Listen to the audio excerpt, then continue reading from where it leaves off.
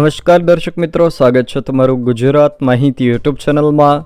આજના તાજા અને મહત્વના આપ સૌનો ઉપયોગી એવા 25 મોટા સમાચાર વિશે આ વિડીયોમાં વાત કરીશું, તો છેલ્લે સુધી જોતા રહેજો। આજના સૌથી પહેલા સમાચાર વિશે વાત કરીએ તો એટીએમમાંથી પૈસા ઉપાડવા મોંઘા થશે। એટીએમમાંથી પૈસા ઉપાડવા અને બેંક બેલેન્સ ચેક કરવા પૈસા ચૂકવવા પડશે। ઓફિશિયલ નોટિફિકેશન મુજબ 1 મેથી ગ્રાહકોએ ફ્રી લિમિટ પૂરી થયા પછી એટીએમમાંથી દરેક નાણાકીય વ્યવહાર માટે વધારાના ₹2 ચૂકવવા પડશે। આ ફી વધારાને કારણે હવે એટીએમમાંથી રોકડ ઉપાડવા માટે દરેક વ્યવહાર પર ₹19નો ચાર્જ ચૂકવવો પડશે, જે પહેલાં ₹17 હતો। તેમજ બેલેન્સ પૂછપરછ કરવા માટે બિન નાણાકીય વ્યવહારો માટેની ફીમાં ₹1નો વધારો કરવામાં આવ્યો છે। આનો અર્થ એ થયો કે ખાતામાં બેલેન્સ ચેક માટે હવે દરેક વ્યવહાર પર ₹7 વસૂલવામાં આવશે, જે પહેલાં ₹6 હતો। ગરમીએ ભૂકા કાઢ્યા, હજુ પણ ગરમી વધશે। ગઈકાલે રાજ્યના 6 શહેરોમાં તાપમાનનો પારો 40 ડિગ્રીને પાર પહોંચ્યો હતો। એ દરમિયાન 41.5 ડિગ્રી સાથે અમદાવાદ સૌથી ગરમ શહેર રહ્યું હતું। અમદાવાદમાં સમયે ચામડી દાજે તેવી ગરમીનો અનુભવ થયો હતો। નોંધનીય છે કે હવામાન વિભાગે આજથી 3 દિવસ રાજ્યના તાપમાનમાં 2 થી 3 ડિગ્રીનો ઘટાડો થશે તેવી આગાહી પણ કરી છે। જોકે ફરી પછી તાપમાન વધશે તેવું અનુમાન પણ લગાવવામાં આવ્યું છે। પ્રખરતા શોધ કસોટીનું પરિણામ જાહેર કરાયું। શિક્ષણ બોર્ડની વેબસાઇટ પર પરિણામ મૂકવામાં આવ્યું છે। કસોટીમાં પ્રથમ આવનાર 1000 વિદ્યાર્થીઓની યાદી મુકાઈ છે। આ વેબસાઇટ પર યાદી મૂકવામાં આવી છે। વિદ્યાર્થીઓના પ્રશસ્તિ પત્ર સંબંધિત શાળાઓને આપવામાં આવશે। વિક્રમ ઠાકોરની નારાજગી બાદ સરકારનું ડેમેજ કંટ્રોલ। આગામી તારીખ 26 અને 27 માર્ચે રાજ્યભરમાંથી કલાકારો ગુજરાત વિધાનસભાની કાર્યવાહી નિહાળવા આવશે। વિક્રમ ઠાકોર સહિત ગુજરાતના આશરે 300 ફિલ્મ અભિનેતા, અભિનેત્રી, સંગીતકાર, લોક સાહિત્યકારોને વિધાનસભા આવવા આમંત્રણ આપવામાં આવ્યું છે। મુખ્યમંત્રી ભૂપેન્દ્ર પટેલ પણ કલાકારો સાથે મુલાકાત કરી શકે છે। નોંધનીય છે કે થોડા દિવસ અગાઉ વિધાનસભામાં અમુક કલાકારોને આમંત્રણ આપવામાં આવ્યું હતું, જેમાં કીર્તિદાન ગઢવી, કિંજલ દવે, રાજભા ગઢવી, માયાભાઈ આહિર, જિગ્નેશ કવિરાજ જેવા કલાકારો વિધાનસભા પહોંચ્યા હતા। જે બાદ વિક્રમ ઠાકોરે નારાજગી વ્યક્ત કરી હતી અને સરકાર પર ભેદભાવનો આરોપ પણ લગાવ્યો હતો। હવામાન અંગે પરેશ ગોસ્વામીનું અનુમાન। 31 માર્ચથી 5 એપ્રિલ દરમિયાન રાજ્યમાં માવઠાની સંભાવના વ્યક્ત કરી છે। સૌરાષ્ટ્ર, દક્ષિણ ગુજરાત અને કચ્છમાં માવઠું થઈ શકે છે। જોકે 4 થી 5 દિવસ સુધી રાજ્યના છૂટાછવાયા વિસ્તારોમાં માવઠાનું જોખમ રહી શકે છે। મે મહિનાના અંત સુધીમાં પીએફના પૈસા યુપીઆઈ તેમજ એટીએમથી ઉપાડી શકાશે। કર્મચારી ભવિષ્ય નિધિ સંગઠન ઈપીએફઓના સભ્યો માટે સારા સમાચાર છે। મે મહિનાના અંત સુધીમાં ઈપીએફઓ સબસ્ક્રાઇબર્સ યુપીઆઈ અને એટીએમ દ્વારા સીધા તેમના પીએફ ખાતામાંથી પૈસા ઉપાડી શકશે। શ્રમ અને રોજગાર સચિવ સુમિતા દાવરાએ જણાવ્યું હતું કે ઈપીએફઓ ક્લેમ પ્રોસેસ માટે યુપીઆઈ રજૂ કરવા માટે તૈયાર છે, જેનો ઉદ્દેશ્ય કાર્યક્ષમતામાં સુધારો અને વ્યવહારોનો સમય ઘટાડવાનો છે। મે મહિનાના અંત અથવા તો જૂન મહિના સુધીમાં મેમ્બર્સ યુપીઆઈ પર સીધા જ તેમના પીએફ ખાતાના બેલેન્સ જોઈ શકશે। ઓટોમેટેડ સિસ્ટમ દ્વારા તાત્કાલિક ₹1 લાખ સુધી ઉપાડી શકાશે અને ટ્રાન્સફર માટે તેમની પસંદગીના બેંક ખાતાની પસંદગી પણ કરી શકશે। યુપીઆઈ રજૂ થયા બાદ ક્લેમ પ્રોસેસ વર્તમાન 2 થી 3 દિવસની સરખામણીમાં કલાકો અથવા તો મિનિટોમાં પૂર્ણ થવાની પણ અપેક્ષાઓ છે। 112 ઇમરજન્સી હેલ્પલાઇન નંબર સમગ્ર રાજ્યમાં શરૂ કરાશે। આ માટે કંટ્રોલ એન્ડ કમાન્ડ સેન્ટર તૈયાર કરાશે। સેન્ટર મારફતે સમગ્ર રાજ્યમાં કામગીરીનું રિયલ ટાઈમ મોનિટરિંગ કરાશે। 500 જનરક્ષક પીસીઆર વાન પણ ફાળવાશે। અત્યાર સુધી 7 જિલ્લામાં 1.49 કરોડ કોલ્સને સફળ પ્રતિસાદ અપાયો છે। આરોગ્ય વિભાગના 251 કર્મચારીઓ છૂટા કર્યા। અમરેલી જિલ્લામાં આરોગ્ય વિભાગના 251 કર્મચારીઓને છૂટા કર્યા છે। આરોગ્ય કર્મચારીઓના FHW અને MPHW જેવા કર્મચારીઓનો તેમાં સમાવેશ થયો છે। કેટલીક પરીક્ષાઓ પાસ ન કરી હોવાથી કર્મચારીઓને છૂટા કર્યા। પંજાબ કિંગ્સે આઈપીએલમાં જીતની શરૂઆત કરી। ગુજરાતને 11 રનથી હરાવ્યું.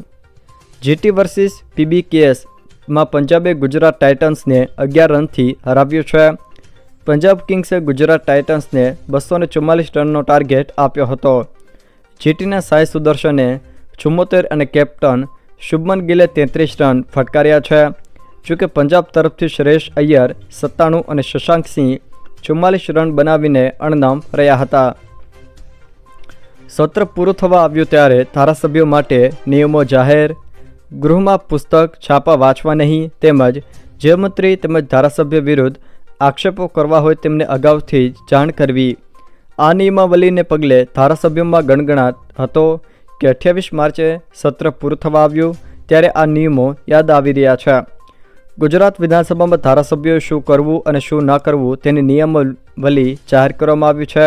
જોકે આ નિયમો ધારાસભ્યોમાં ચર્ચાનો વિષય બની ગયા છે, કારણ કે તેમાં કહેવામાં આવ્યું છે કે વિધાનસભામાં આવીને સભ્યોએ ઊંઘવું નહીં, મોબાઈલ ફોન લઈને આવવું નહીં, પાન ખાવા નહીં, વારંવાર અવરજવર કરવી નહીં, શિષ્કરા બોલાવવા નહીં અને ટીકા કે વાહવાહી કરવી નહીં. હેલ્મેટ ન પહેરવા બદલ લાખોનો મેમો. અમદાવાદના યુવકને હેલ્મેટ ન પહેરવા બદલ લાખો રૂપિયાનો મેમો આવ્યો છે. 500ના બદલે 10,500,000 રૂપિયાનો મેમો આવ્યો. પોલીસ ચોકી બોલાવીને મેમો આપતા યુવકે ચોંક્યો છે. યુવકે પોલીસ કમિશનર કચેરી જઈને રજૂઆત કરી. જોકે હાજર સ્ટાફે યોગ્ય નિરાકરણની ખાતરી પણ આપી છે.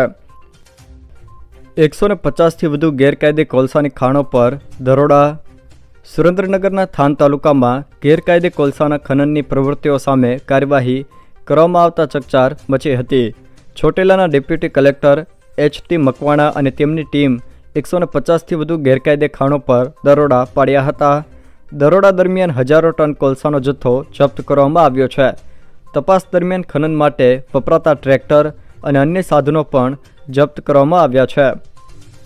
આરોગ્ય કર્મીઓની હડતાળ યથાવત. સતત 9મા દિવસે પણ આરોગ્ય કર્મીઓની હડતાળ યથાવત છે. જોકે આંદોલન કરનારા કર્મચારીઓ સામે સરકારે લાલ આંખ પણ કરી છે. સરકારી યુનિયનના મહામંત્રી આશિષ બારોટને નોકરીમાંથી છૂટા કરવાનો આદેશ આપ્યો છે. સાબરકાંઠા જિલ્લા પંચાયતે એસ્મા હેઠળ આ કાર્યવાહી કરી છે. સાબરકાંઠામાં આરોગ્ય વિભાગે 20 માર્ચથી 700થી પણ વધુ કર્મચારીઓને કામ પર પરત ફરવા નોટિસ આપી છે.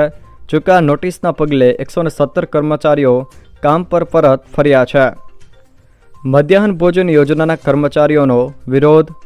છોટાઉદેપુરમાં મધ્યાહન ભોજન યોજનાના કર્મચારીઓએ વિરોધ નોંધાવ્યો હતો. PM પોષણ યોજનાના હજારો કર્મચારીઓએ સેન્ટ્રલાઇઝ કિચનના વિરોધમાં મૌન રેલી યોજી હતી. કર્મચારીઓએ અધિક કલેક્ટરને આવેદનપત્ર સુપ્રત કર્યું હતું. સેન્ટ્રલાઇઝ કિચનમાં રાત્રે બનેલું ભોજન બીજા દિવસે સવારે 10 વાગે પીરસવામાં આવશે. જોકે તેના કારણે બાળકોના સ્વાસ્થ્ય પર વિપરીત અસર થવાની આશંકા છે. 3 દિવસમાં રોંગ સાઈડ વાહન ચલાવનારા 112 લોકો સામે FIR દાખલ. અમદાવાદ ટ્રાફિક પોલીસે તારીખ 21થી 23 માર્ચ દરમિયાન રોંગ સાઈડના સ્પોટ પર આવતા વાહન ચાલકો વિરુદ્ધ કાર્યવાહી કરી છે અને 3 દિવસમાં 112 લોકો સામે FIR નોંધીને કાર્યવાહી કરવામાં આવી છે. હાઈકોર્ટના આદેશ બાદ હવે ટ્રાફિક પોલીસે ફરિયાદ નોંધીને વાહન ચાલકો વિરુદ્ધ કડક કાર્યવાહી શરૂ કરી છે. ભુજ રાજકોટ ટ્રેનને અંજાર અને આદિપુરમાં સ્ટોપ અપાયો. ભુજ રાજકોટ ટ્રેનને અંજાર અને આદિપુરમાં સ્ટોપ આપવામાં આવ્યો છે. ભુજથી જતી વખતે અંજારમાં 7થી લઈને 7:20 અને પરત આવતી વખતે 7:27 થી 7:29 સ્ટોપ આપવામાં આવ્યો છે. ભુજથી જતી વખતે આદિપુરમાં 7:29 થી 7:31 અને પરત આવતી વખતે 7:36 થી 7:38 સ્ટોપ હશે. લોકોની લાગણી અને માંગણી સંતોષાય છે. ગૂગલે 331 ખતરનાક એપ્લિકેશન પ્લે સ્ટોરમાંથી હટાવી. સાયબર સિક્યુરિટી કંપની બીટ ડિફેન્ડરના સંશોધનકર્તાઓએ ગૂગલ પ્લે સ્ટોર પર ઉપલબ્ધ 331 ખતરનાક એપ્સ શોધી કાઢી હતી, જે વેપર ઓપરેશન નામના એક સાયબર ફ્રોડનો ભાગ હતી. ગૂગલે આ તમામ ખતરનાક એપ્લિકેશનને પ્લે સ્ટોરમાંથી હટાવી છે. રાજકારણને લઈને મહત્ત્વના સમાચાર. કોંગ્રેસ અધિવેશન ગુજરાતમાં જ કેમ? વર્ષો બાદ ગુજરાતમાં કોંગ્રેસનું રાષ્ટ્રીય અધિવેશન યોજાવા જઈ રહ્યું છે. આગામી 8 અને 9 એપ્રિલના રોજ શાહીબાગમાં સરદાર સ્મારક ખાતે દેશભરના કોંગ્રેસ નેતાઓ ગુજરાતમાં ધામા નાખશે. ગુજરાતમાં સત્તા મેળવવાના હેતુ સાથે આ અધિવેશન અહીં યોજવામાં આવી રહ્યું છે. મહત્વનું છે કે રાહુલ ગાંધી ગુજરાત કોંગ્રેસની વર્તમાન કાર્યપદ્ધતિથી નારાજગી પણ વ્યક્ત કરી ચૂક્યા છે. દિવ્ય ભાસ્કર પાસે રાજકુમાર જાટનો ફોરેન્સિક પોસ્ટમોર્ટમ રિપોર્ટ. શરીર પર લાકડીથી મારના નિશાન, ગુદામાં 7 સેમી ઊંડો ચીરો, અકસ્માત નહીં હત્યાની શંકા. ગોંડલથી તરઘડિયા ગામના ઓવરબ્રિજ સુધીને ચાલીને પહોંચેલા જાટ યુવાનના મૃત્યુ કેસમાં રાજકોટ પોલીસે આ ઘટના અકસ્માત હોવાનું સ્પષ્ટ કરી દીધું છે. ત્યારે દિવ્ય ભાસ્કર પાસે મૃતક યુવાનનો ફોરેન્સિક પોસ્ટમોર્ટમ રિપોર્ટ હાથ આવ્યો છે.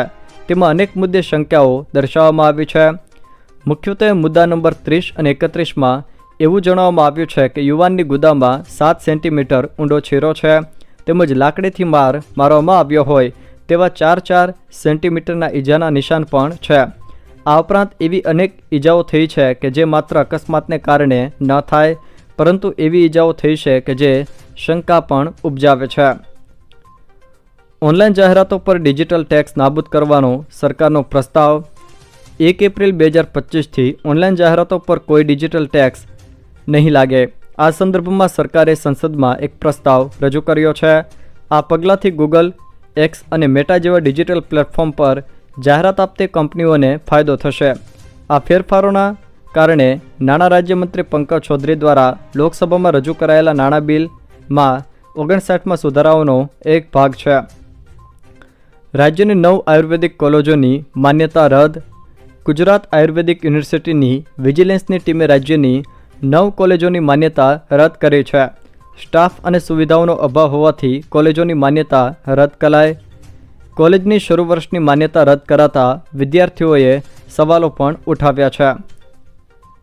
જંગલમાં કૃત્રિમ વોટર પોઈન્ટ ઊભા કરાયા. માર્ચ મહિનાની શરૂઆતથી જ કચ્છમાં આકરો તાપ વર્તાઈ રહ્યો છે. કચ્છ જિલ્લામાં તાપમાન 40 ડિગ્રીથી પણ વધુ નોંધાઈ રહ્યું છે.